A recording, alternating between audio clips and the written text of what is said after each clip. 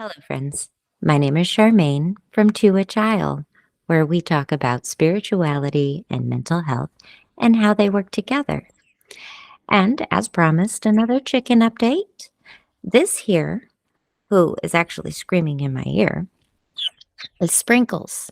Sprinkles is an Easter egger from the batch of 4 that I had. And as you see, they've gotten big. Okay, that's lovely, Sprinkles. And they are all outside in the coop right now. Hey, I Sprinkles objects to this very profusely. So I'm going to take Sprinkles back out to the coop where she can rejoin her sisters and be less loud. All right, baby, we're going. To be continued. And I'm back without a chicken. She was really loud. I don't know if she came through the microphone or not, but whew, she did not like being away from her friends. The Easter eggers I had gotten on the 27th of April, so they're approximately 6 weeks old at the time of this taping. But you're going to see this episode about 7 days after I tape it, so they'll be a week older. But they've already gotten huge compared to the little tiny fuzzy nuggets they used to be. Anyway, I have to tape this episode early because I am going out of town. Because I just can't sit still, guys. I'm going to go reconnect with nature out near a mountain in Pennsylvania where I will kayak down a river and it will be beautiful, and I cannot wait for this connection to Mother Earth. I love that location. So today on this episode, I wanted to bring over something that I had read, and it's in one of my little daily inspiration books. I'm going to read this little bit of yoga wisdom.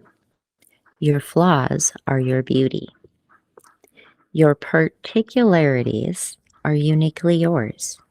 You are an amalgamation of all your habits, gifts, and flaws, so embrace them. The thing that makes you feel different or less than perfect is often what makes you unique or special. Your particularities and quirks have helped make you who you are right now, and there is nothing wrong with you. What you see as a flaw is a contribution to your individuality. So own it, embrace it. Your flaws are your beauty. How many times do we criticize our looks or criticize something about ourselves that we deem not as good as other people's? I can name one right off the bat for me, and that has always been my hair. My hair has never been like anybody else's around me and always seemed to be unruly and difficult. And I could never find the right things to put into it to make it tame down and look good. It just always seemed thick and unruly, and everybody would tell me, "You have beautiful hair. You have so much thickness in your hair. Oh my gosh, blah, blah, blah," again and again. And it would never occur to me that there was beauty there, or because to me there wasn't. There was always something wrong with it. Um, I remember on my high school graduation day and me trying to do something cool and curl it, and it was taking forever and it didn't turn out the way I wanted it to. And it really disappointed me. And to think how far I've come to a place where I can actually curl it and it does turn out the way I imagine it in my head to turn out. And, it was just a lack of knowledge at the time. But that flaw of mine that has always been my hair has become actually something that I get complimented on quite often. especially when they realize I only have a mohawk. If your flaws are your beauty and you're always hiding it, how are people gonna find your beauty? How are your people gonna find you? Um, there's another thing on Facebook that goes around a lot, that I wave my weird flag out there loud and proud, or I light my candle big and bright so that the other weirdos can find me. I call myself weird because I've never quite fit in. But I know now that those flaws are my beauty. That's what makes me me. I know now that to be true to myself and to actually create my own happiness is to begin with myself and doing things that make me happy despite what other people think about it. So, the fact that I wear knee high socks when I wear dresses and, I usually typically have my shorts underneath, so I have a pocket for my phone because half the time my dresses don't have a pocket, or if they do have a pocket, it's not a pocket great enough to hold my phone up without my dress falling into my ankles. Oh, which means it'd be great to have shorts on, right? But if I put them in my shorts, my dress will never fall below my ankles and it'll always be right on my hip. I used to think I was a weirdo because of the way I layered my clothes, but you know what? I accept it now as it is. It's me. It's the way I like to dress. It's what makes me feel the most comfortable. And I can be fun with it by wearing really cool socks. And it doesn't matter that, I'm just going to the grocery store. That's just kind of my style and the way I am. And people who know me know this about me now. It's probably part of my charm, and what draws people to me is that fun nature and that ability to dress the way I want to dress without really having any concern to what anybody thinks about it because I'm happy being who I am right now.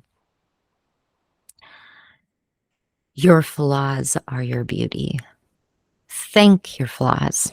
How about when you think to yourself, ugh, my hair is being ridiculous today, and so I'm just going to tie it back. You know what? Instead, how about thank your hair? Be like, thanks, hair. Thanks for always being on my head, providing me some shade from the sun so my scalp doesn't burn. Thanks for having full body, even when I don't ask for it. Because who knows? This head of hair might not be here forever. I may go through a phase in life where I start to lose it.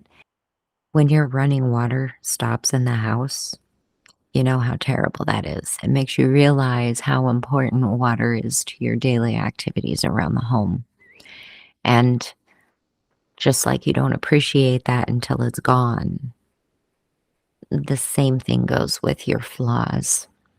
Yeah, my knees get sore in the rain and after I mow the lawn, and I sometimes wear a brace just to make sure I don't twist my knee funny. But my knees, I love them. They've kept me upright. I'm still walking. I know a lot of people that at my age have already lost the ability to walk. I appreciate them for holding up, and I give them great gratitude for treating me so well over the years, and that I hope to do enough exercises to treat them well enough that they will continue to be kind to me over the years, which is why I wear a brace sometimes. That little bit of extra to hopefully help my knees out so I don't need surgery too quickly. My challenge to you is to think about your flaws and your beauty. Think about your flaws as part of your beauty. I challenge you to take a different look at yourself and see if you can't turn those things that you see negatively about yourself into something beautiful and positive to think again and again when you think of those areas. You can find me on my website at www.towhichild.com, and you can reach me at charmaine@towhichild.com. You will see the links below this podcast or video. If you want to see the chickens, hop over to YouTube. We're here under To a Child if you're from the podcasting platform,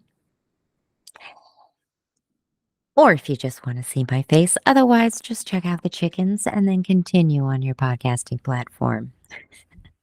As always, thanks for listening. And from To a Child, Kilala and I wish you light and love. Don't you? You wish them light and love? Okay, she doesn't look all light and love right now, but I promise you, she's a light and love kitty sometimes. Sometimes. As always, take what resonates with you and leave the rest. Thank you for listening. And until next time on To a Child, light and love, friends.